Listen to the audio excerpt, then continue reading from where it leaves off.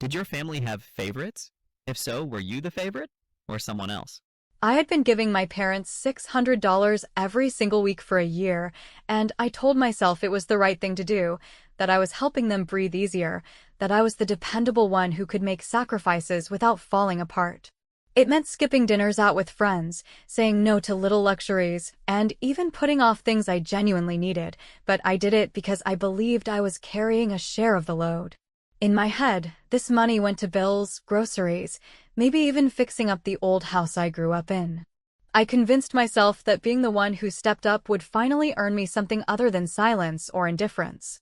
But one night, while scrolling through social media and sipping on the cheapest wine I could find, I stumbled across a set of pictures that froze me in place.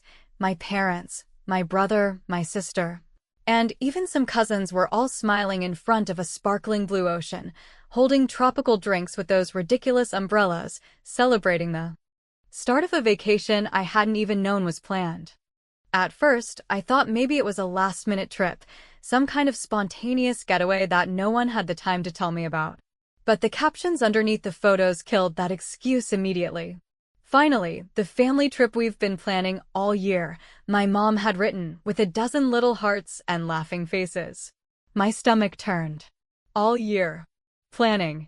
Everyone in the photos looked so happy, so carefree, and I wasn't even in the background. I wasn't even invited. I called my dad right then, my heart pounding, my voice somewhere between disbelief and rage. I didn't even ask politely. I just demanded, why wasn't I told about this? Why wasn't I invited? There was a pause, long enough for me to imagine him exchanging glances with Mom, probably annoyed that I had ruined the mood of whatever cocktail hour they were enjoying. Then his voice came through, flat and dismissive in a way that knocked the air out of me. We didn't want you there. That was it. No excuses, no explanations, no attempt to soften the blow. Just that line, like a knife driven right through the chest. I stood in my kitchen with the phone pressed against my ear, staring at the peeling corner of a cabinet door I still hadn't fixed because I was too busy funneling my money into their pockets. $600 a week, for 52 weeks straight. Over $30,000 given to people who, in that moment, admitted they didn't even want my presence. My father's words weren't angry, they weren't emotional, they were almost bored, as if my absence had been the plan from the start, a detail so obvious that only I had been foolish enough not to see it. I wanted to scream, to remind him of the nights I stayed up late calculating my budget, or the mornings when I skipped coffee because I knew I had to transfer the money first before I did anything else. Instead, I stayed quiet, too shocked to string together anything beyond, okay. He hung up without saying goodbye, and I sat there in silence, wine glass untouched, phone screen glowing with the photo of my family laughing together on a beach where my footprints would never exist. The next morning, I checked my bank app out of habit, the way you check for bruises after a fall. Sure enough, there it was, the automatic transfer, already sent, 600 gone again. And I knew then that I wasn't just cut out of a vacation, I was financing it. My money had paid for the beachfront rooms, the fruity cocktails, the rented jet skis, maybe even the matching shirts my siblings wore in those photos. I had paid for it all, while I sat in a one-bedroom apartment where the heater rattled like it was ready to die. I tried to push it out of my mind, telling myself maybe this was some twisted misunderstanding, maybe Mom would call and say they had always meant to include me but thought I was too busy. But no call came, no apology, no explanation. The photos kept coming instead, my brother making a toasted dinner, my sister posing in a hammock, my parents dancing with smiles so wide they looked like strangers to me. Every like and comment from extended family was another little shove toward reality. They were perfectly fine without me, happier even. That night, lying awake in the dark, I replayed my dad's words until they carved themselves into me. We didn't want you there. I thought about how they had wanted my money, though, how quickly they cashed the checks, how conveniently they accepted the transfers, how silently they pocketed the sacrifices. I realized that I had been buying the illusion of belonging week after week, and the bill had come due in the ugliest way possible. Something inside me cracked open then, something that wasn't sadness and wasn't anger, but a sharper blend of both. I had always been the good daughter, the dependable one, the one who never made a scene. But staring at the ceiling in the dark, I made a decision. That version of me was done. If they didn't want me there, then fine, I would stop trying to be there. And if they thought I would keep funding their life while being treated like a stranger, they were about to learn just how wrong they were. By the time morning came, my plan wasn't complete, but the foundation was set. The payments would stop, quietly, without warning. And when the silence turned into chaos, when the bills piled up and the whispers started spreading through the family, I wouldn't be there to explain. I would let them feel the absence they had chosen. I didn't know exactly how it would all play out, but I knew one thing. Their betrayal had lit a fuse, and they weren't ready for the explosion it was about to ignite. And just as that thought settled in, my phone buzzed with a new photo from the trip. Everyone together on a boat, wind in their hair, sunglasses on, smiles plastered across their faces. I stared at it for a long moment before hitting delete.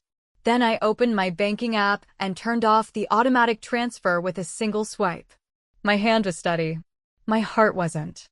That was the night I realized I had been paying rent for a place in a family that never wanted me there to begin with, and that was the night I decided the lease was officially over. They thought they had cut me out, but they had no idea what I was about to cut off in return. The morning after I killed the automatic transfer, I woke up with that odd lightness you feel when you finally take off a pair of shoes that were 2 sizes too small. And while the practical side of me whispered about due dates and late fees and the predictable phone calls that would come when the absence of my money became louder than my words, the other side of me, the side that had spent a year swallowing pride like medicine that never worked, decided that if my family wanted to curate a picture of seasonal harmony and poolside unity, then I would offer them the courtesy of an accurate caption, not a tantrum, not a rant, just a small and careful truth placed where it would be impossible to ignore. I sat at my kitchen table and wrote a message that sounded like something from a graduation program, measured and gracious, and I posted it publicly with a simple vacation photo of my parents that I politely borrowed from my mother's feed. Because if she could tag the cousins and the neighbor from church, and even the couple from down the block who watched their dog, then tagging me should not feel like an act of treason.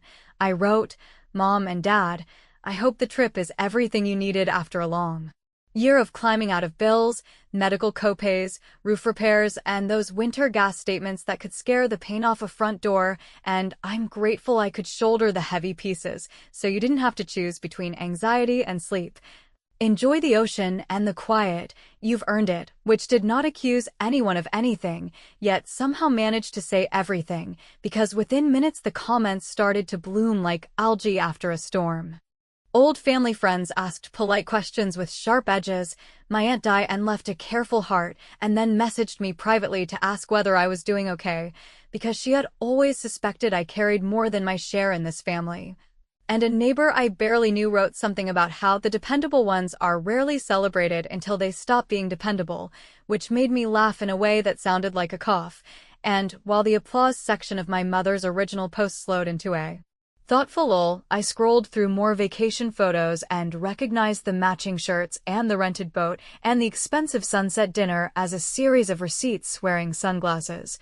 And I remembered exactly how many times I had put my cart back at the grocery store because the total felt too aggressive for a week that already had an automatic withdrawal hiding inside it.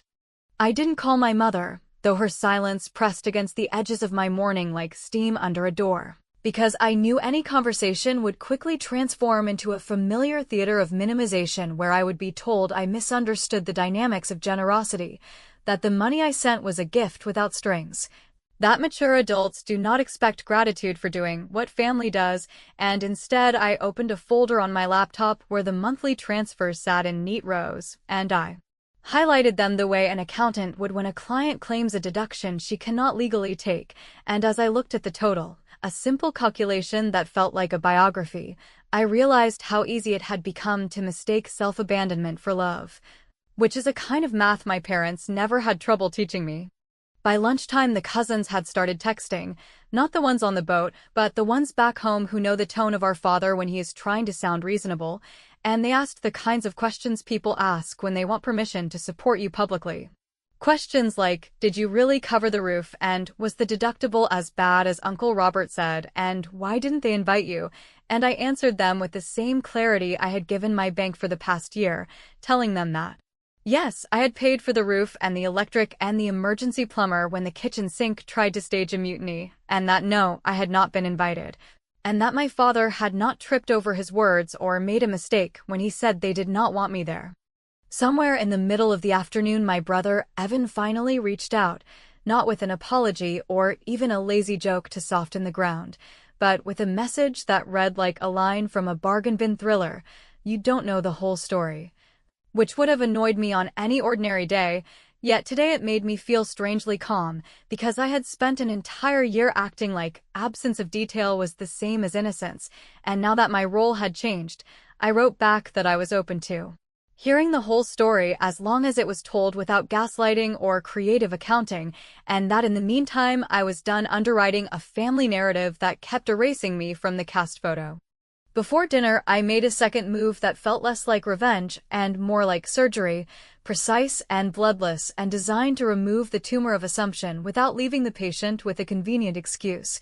So I sent a bright and friendly group email to the utility companies, the internet provider, and the mortgage servicer my parents use, introducing my father and mother to their own bills with the kind of polished courtesy you hear from a hotel clerk who has just declined your request for an upgrade, and I wrote that I would no longer be the point of contact or the payer of record, that all inquiries and payments should route directly to the homeowners listed on the account, and that any autopay profiles connected to my information could be considered retired effective immediately, after which I took a slow walk around the block, breathing like a person who has finally decided to stop carrying furniture up a staircase alone. When I returned, my phone was brighter than the room, lit with screenfuls of notifications stacking on each other like plates after a big party. And I told myself I would read them carefully and not indulge the fantasy that an apology lives inside a text from a person who still believes you owe them silence. Yet before I could open anything, another photo from the trip slid into view. This time a video where my parents clinked glasses and my sister Madison declared that family is everything, which almost made me laugh out loud given the timing, and I pressed mute, then saved the video anyway, a small keepsake for the file I had started that morning labeled Context. As the evening tilted toward that gray hour when the day admits what it really was, a final message from my brother arrived, no explanation, no confession, just a single line that tasted like a dare: "Tomorrow something is going to happen. And you'll wish you had picked up when Dad called," which made me set down the phone, turn off the kitchen light, and smile in the dark, because for the first time in a long while I felt ready for whatever happened next, and because I knew, regardless of their timetable or the weather at their resort, that the first bill would arrive at their doorstep before the sand had finished shaking out of their shoes. By the time the sun lifted itself into that washout strip of sky that always makes the neighborhood look like a postcard from 10 years ago, I had already assembled a neat archive of proof that could have doubled as a museum exhibit titled, "Where the Money Went," not because I wanted to humiliate anyone, but because after a year of treating my own sacrifices like a family secret it felt necessary, almost medicinal, to hold the receipts up to the light and study them without flinching, which is how I noticed the familiar pattern of transfers leaving my account on Friday afternoons, landing in my parents' joint checking by evening, and then departing in cheerful little bursts on Saturday labeled with descriptions so specific they read like postcards: deposit for beach rental, boat day balance, boutique deposit Madison, and my favorite, because of the audacity, surprise dinner for the parents, which told me that the surprise had not been the dinner at all, only the fact that I was never invited to eat it. I could have told myself those labels were coincidences or shorthand or the clumsy bookkeeping of people who never learned that transparency is cheaper than damage control, yet the dates lined up with the photographs, and the photographs lined up with the captions, and suddenly the story that had been foggy in my head snapped into focus with the kind of clarity that makes you sit down, because once you see the pattern you cannot unsee it. And just like that, the weekly 600 I had wrapped in the language of help and duty and doing what family does revealed itself as the precise budget line that made other people's fun affordable. I called my mother because the alternative, swallowing it whole and pretending to be fine, felt like running a marathon in wet denim, and I started carefully, the way you speak to a friend who refuses to admit she is texting an ex, asking if she could help me understand the timing of a few expenses since I was reorganizing my own budget and wanted to make sure I hadn't double paid anything, which is when she sighed with that long-suffering air she uses when I remind her rent is not throwing money away, and she told me I was being dramatic, that the trip had been in the works forever, that my contributions had gone toward stability, an abstract word that apparently covers everything from overdue utilities to themed shirts. And when I pointed to the labels, her labels, she pivoted so quickly I heard the flip in her tone, saying those were placeholders, saying I was reading too much into things, saying I was turning generosity into a ledger like some cold stranger. At which point, the conversation became less a dialogue and more a relay race where she sprinted from one talking point to another while I jogged behind holding the facts like water cups that kept being swatted away. When she finally landed on the old chestnut that real love doesn't ask for receipts, I felt something steady rise inside me, not rage and not grief, but a quieter conviction that people who rely on chaos for cover are allergic to fluorescent light. So I told her, as evenly as I could, that real love also doesn't hide behind other people's bank statements, and that a year of $600 withdrawals gave me standing to request plain language, after which she said she needed to go because dinner reservations do not wait, and the line went dead with the practiced finality of a person hanging up on a bill collector. I did not cry. I brewed coffee strong enough to wake the neighbors and opened a blank spreadsheet, an unromantic tool that felt perfect for what came next. Because if my father wanted to deliver his truths with the precision of a blunt instrument, then I would respond with a document that made denial expensive. So I created a simple, elegant ledger of the 52 weeks of transfers, each line item paired with the corresponding weekend withdrawals that followed like obedient children, and I added a courteous summary at the bottom that even a distracted reader could grasp, a total that would make anyone with a conscience pause, and I exported the file into a clean, one-page PDF that did not accuse or embellish. It simply existed the way an X-ray exists, quietly undeniable once you stop squinting. For a long minute I stared at the email address of my parents' accountant, a cautious man who mailed birthday cards on company letterhead and preferred voicemails to texts, and I debated the ethics of what I was about to do. Not because I owed my parents any more secrecy, but because I understood this would take the conversation out of the warm fog of family and into the fluorescent brightness of compliance and records. And then I remembered the message my brother had sent about not knowing the whole story, and it struck me that maybe the whole story required an audience that measured truth by what survives documentation, so I attached the PDF, wrote a concise note asking that any future financial discussions with my name attached be copied to me directly, and requested, in the politest tone I could manage, written confirmation from my parents delineating whether these weekly payments were considered gifts, loans, or obligations, since that distinction affects both record-keeping and future expectations, a phrase as bloodless as a scalpel. I CC'd Aunt Diane, not as a grenade but as a witness, because families built on selective amnesia hate reliable narrators, and I scheduled the message to send at the local dinner time for their resort. A tiny bit of choreography that felt both petty and fair, given that I had financed more than one appetizer in that time slot, and when the scheduling icon turned into a little paper airplane, I closed the laptop and waited. Because the thing about fluorescent light is that it takes a second for the humming to start. It started sooner than I expected. First a text from my mother, no words, just a photo of a sunset that looked like a screensaver, maybe meant as a peace offering or a distraction. Then a voicemail from my father that began with my full name in the tone teachers use when you have broken a rule you did not know existed.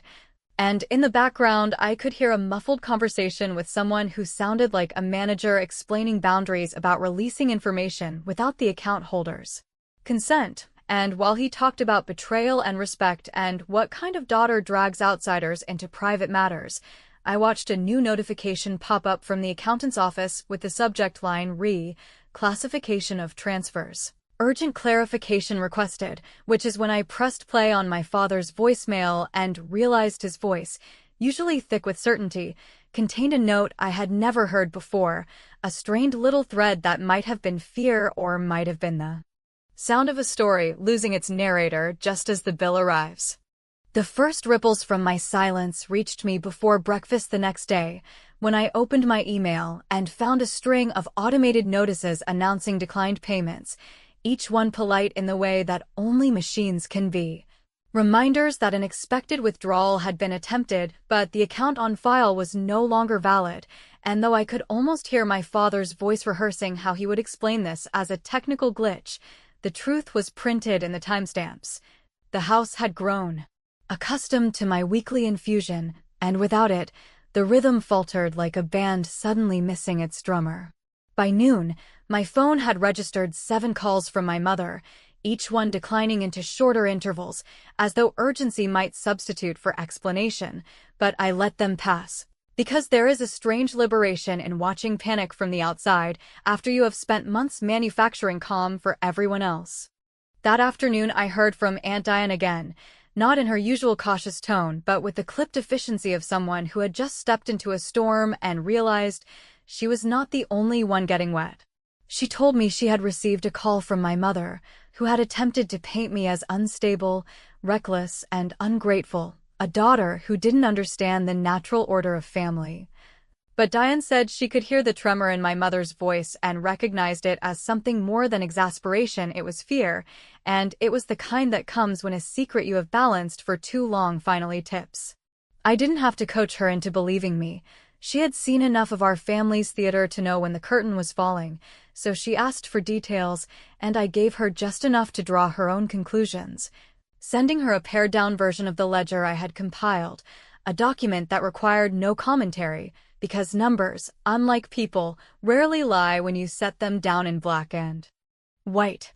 By the end of the day, the cousins had joined the chorus, some of them gently prodding me for clarity, others openly stating that they were disgusted, and while I kept my responses measured, a part of me enjoyed the shifting tides, because it was the first time in years that my parents could not control the narrative with their usual combination of charm and selective omission.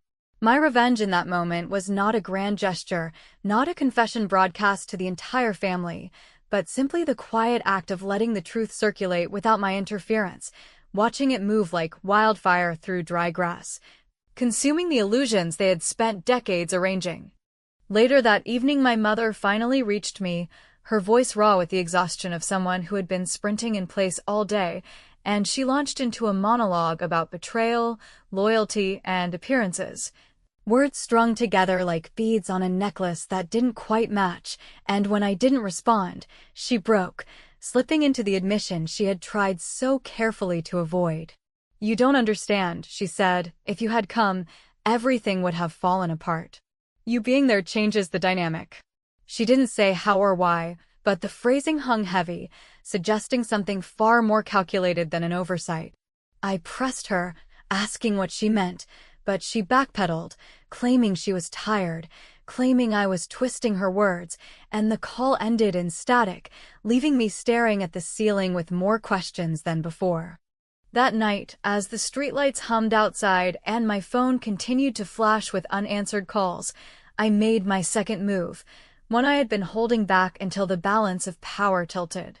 I called the cousin who had always lived half in and half out of the family circle, the one who never quite forgave my father for dismissing his parents at a holiday dinner years ago, and I gave him the full story. Not just the ledger, not just the vacation, but the whole account of how I had been quietly underwriting my parents' stability for over a year while they curated photos of abundance that excluded me. I knew he would not keep it to himself. I knew he would feed it into the family's gossip chain with the precision of someone sharpening a blade, and that was exactly the point, because sometimes revenge is nothing more than choosing the right messenger. By the time midnight rolled around, the damage was already visible.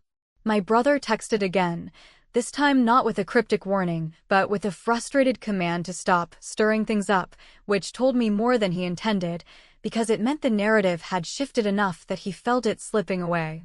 My sister sent nothing, which was its own message, silence so deliberate it almost rang.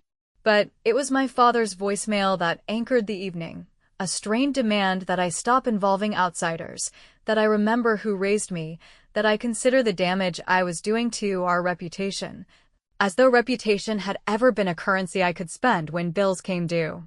And just when I thought the night had settled into its uneasy rhythm, my phone buzzed with a message from a cousin I barely spoke to, the kind who usually only surfaces for weddings and funerals. It was short, unpolished, and chilling in its simplicity. Tomorrow, check the news. You'll understand everything. I read it twice, then a third time, letting the words crawl under my skin, and I realized that whatever story my parents had been trying to control was no longer theirs to tell. Something larger was moving toward us, something that would not wait for explanations, and as I turned off the light, the silence of my apartment felt less like isolation and more like the eye of a storm I had unknowingly stepped into. I woke before the alarm because the room carried that unnatural quiet you only notice when you already sense that something outside the window has rearranged itself, and for a few suspended seconds I lay there listening for the ordinary markers of morning. Garbage truck down the block, the neighbor's dog losing an argument with a squirrel, the radiator giving its tired cough, only to realize that the first sound I truly heard was the low, continuous vibration of my phone grinding itself across the nightstand as if trying to claw free, which would have been funny if the caller ID had not been a rotating carousel of family names, unknown numbers, and the accountant's office, all of them stacked like chairs on tables after a bar closes, telling me in a single, relentless motion that whatever dam had been holding our mess in place had finally decided to burst. I picked up long enough to see the preview banner from a local news site with a headline that blended our last name with words like investigation and irregularities and community fund, a combination that made all the fluorescent light from the past week feel suddenly insufficient, as if the room needed stadium bulbs and a scoreboard to track what, exactly, had been done under the cover of generosity. I did not click through immediately because I knew once I crossed that line there would be no route back to the comforting fiction where miscommunications could be fixed with a brunch and a polite non-apology, so I made coffee with deliberate care. The way my grandmother taught me when I was too young to understand that rituals are just handrails for the mind, and I thought about my father's insistence that my presence on the trip would have ruined the dynamic, about my mother's accidental confession that inviting me would make everything fall apart, and about my brother's smug warning that something was coming that would make me regret not answering, and I understood, slowly and then all at once, that the truth had not been about me being disagreeable or high maintenance or too serious for vacation games. It had been about me being inconvenient to the photograph. The same way a smoke alarm is inconvenient to a camel at dinner when the oven is starting to burn.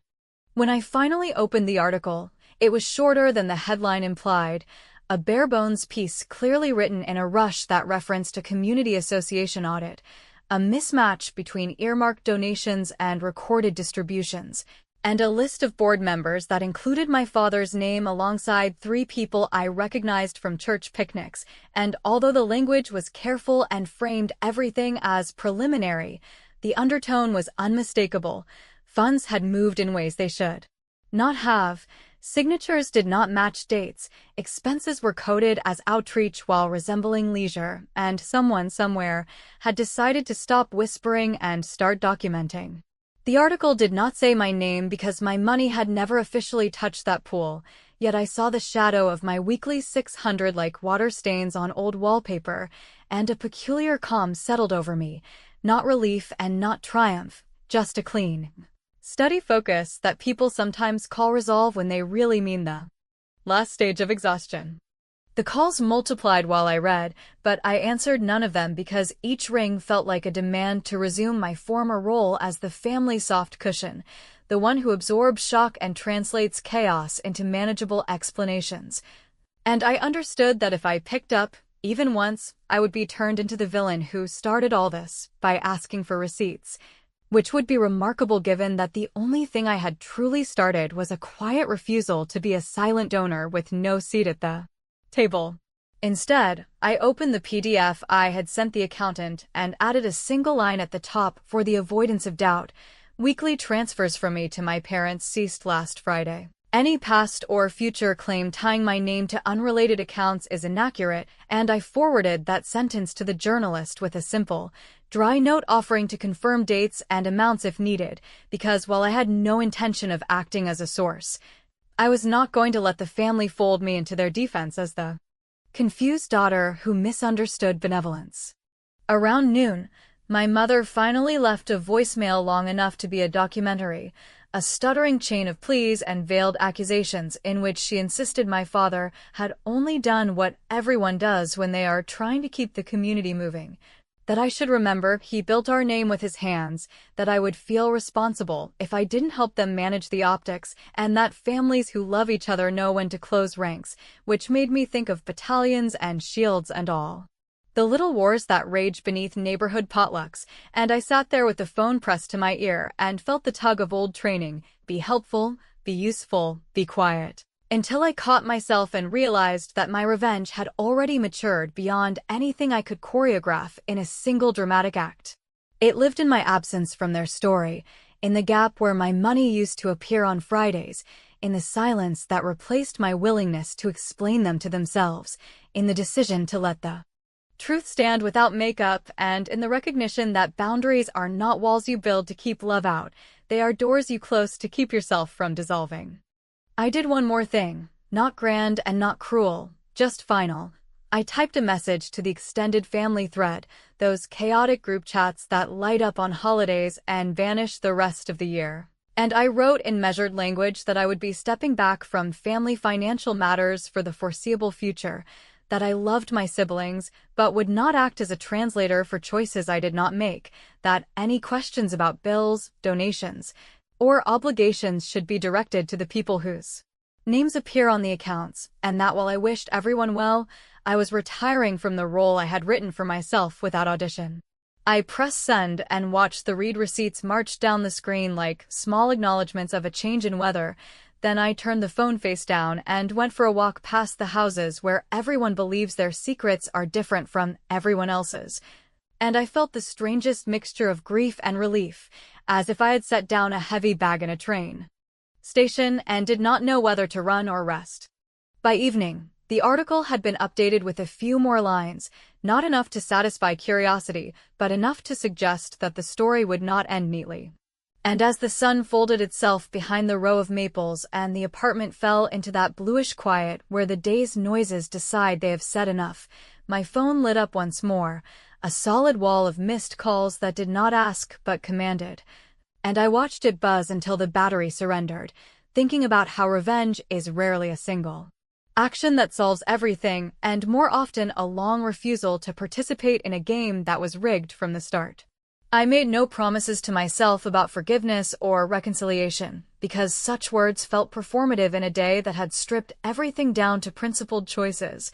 Yet I allowed one complicated thought to sit in the center of the room like an unopened letter. Perhaps my father's sentence, "We didn't want you there," had not been a moment of cruelty, but a clumsy confession that their vacation, their board, their dynamic, their entire fragile scaffolding, could not survive a witness who insisted on telling the truth. And if that is the case, then maybe the barrage of missed calls will become someone else's hook.